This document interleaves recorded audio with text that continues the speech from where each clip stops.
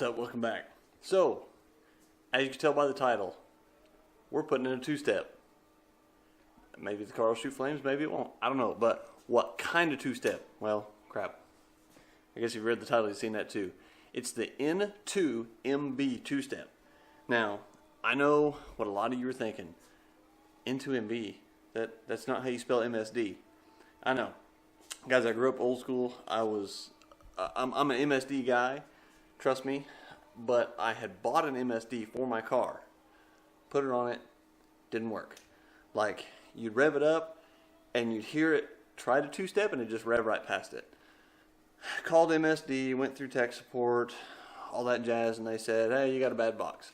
So I contacted my friends at Lethal Performance, and they said, we personally, Lethal Performance, we use the N2MB. They spoke really high of it. They've put it on all their cars. They've had a lot of customers buy it. They've never really had any problems with it. So I took their word for it and I went with it.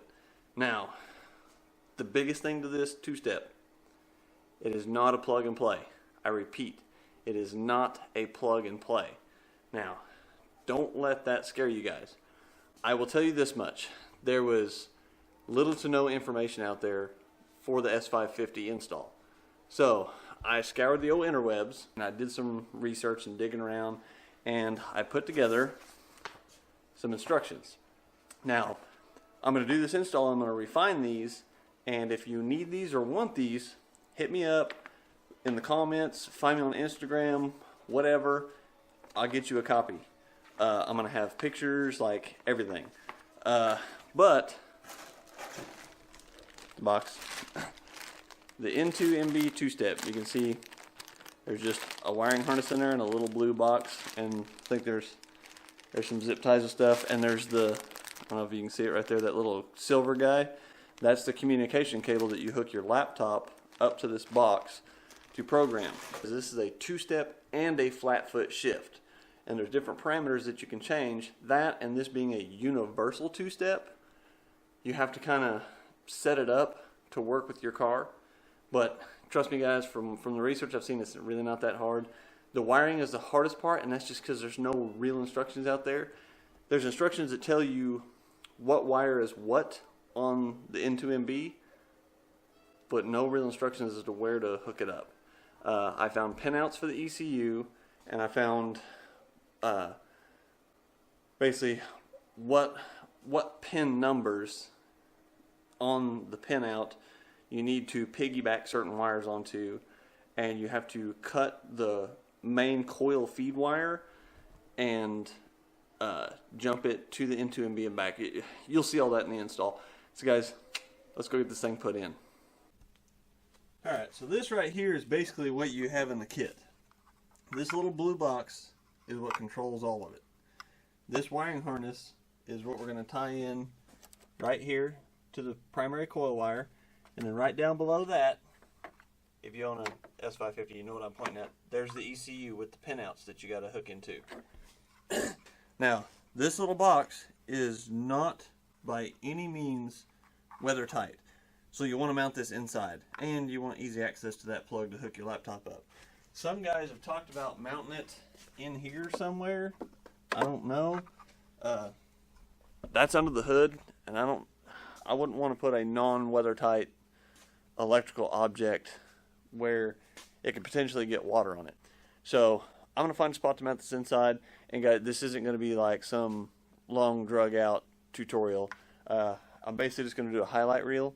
First things first, I'm going to figure out where I'm going to put this, and I'm going to jack it up, and I'm going to get the passenger side front tire off, because there's an access point on these cars that Ford was so nice to put in there that we can run a wire from inside the cab to outside.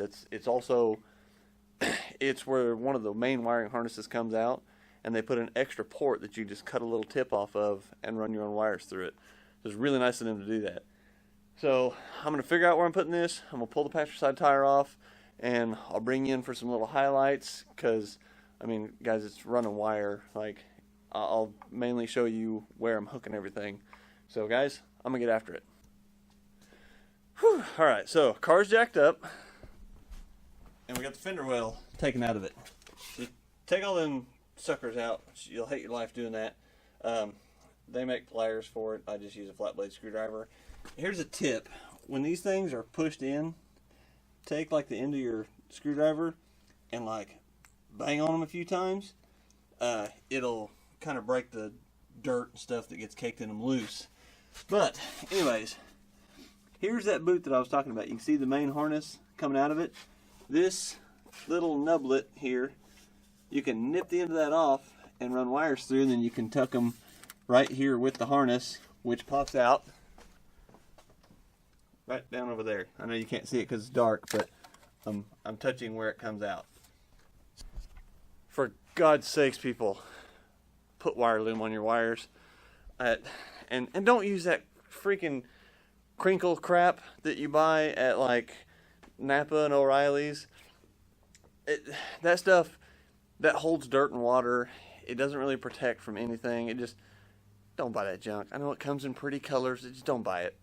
But I'm gonna get and run a wiring, and then we're gonna loom it, and I'll show you more about the actual connections and stuff. All right, so here we are. There's Jake again. Jake, stop. It's fucking backwards pointing's hard. Stop moving.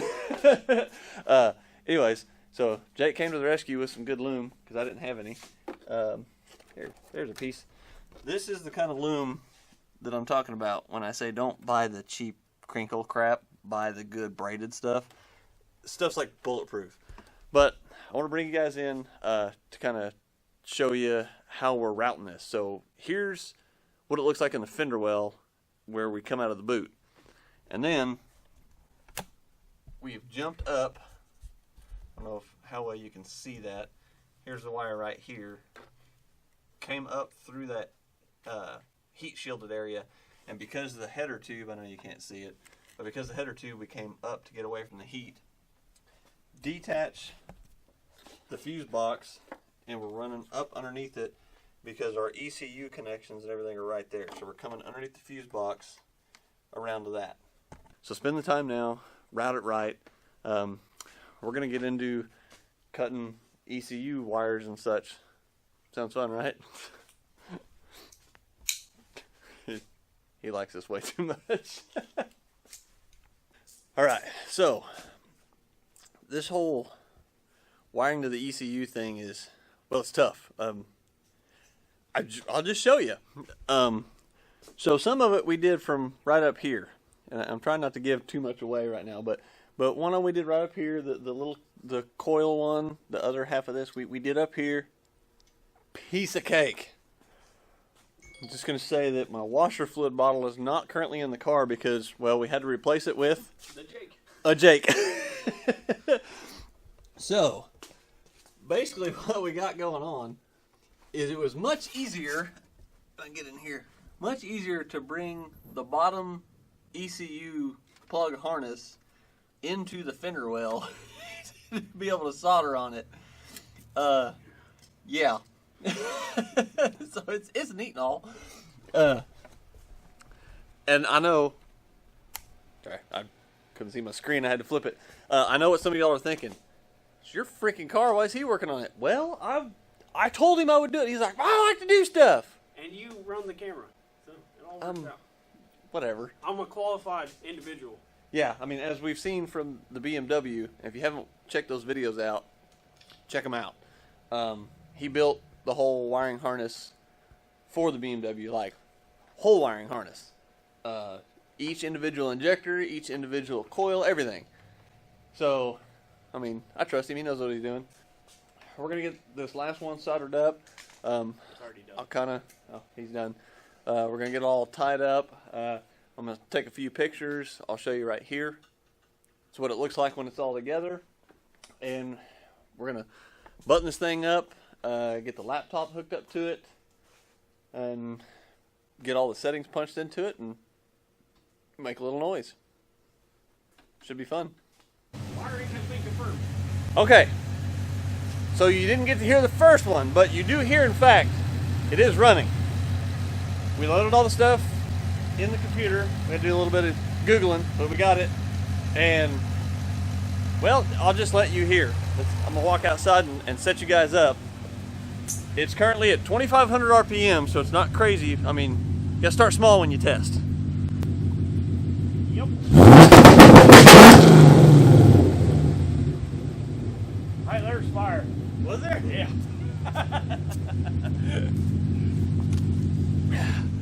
All right, well there you go. That was 2,500 RPM.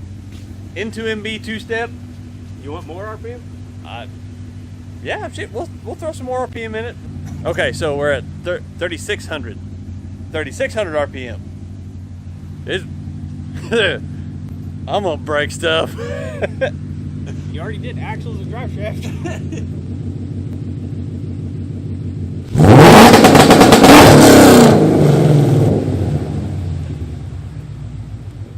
No fire. No fire? There's fuel there, so if Yeah. it would have any kind of ignition retard Yeah, or boost. or boost. Yeah, or boost. It's probably my wife ain't came outside yet. Like, what are you doing? But I mean, that's that. N2MB. Hope you guys enjoyed. I'll post a little screenshot right here of what the programming screen thing, whatever you want to call it, looks like. But until then, guys, comment, like, subscribe, and we'll do some more stuff soon.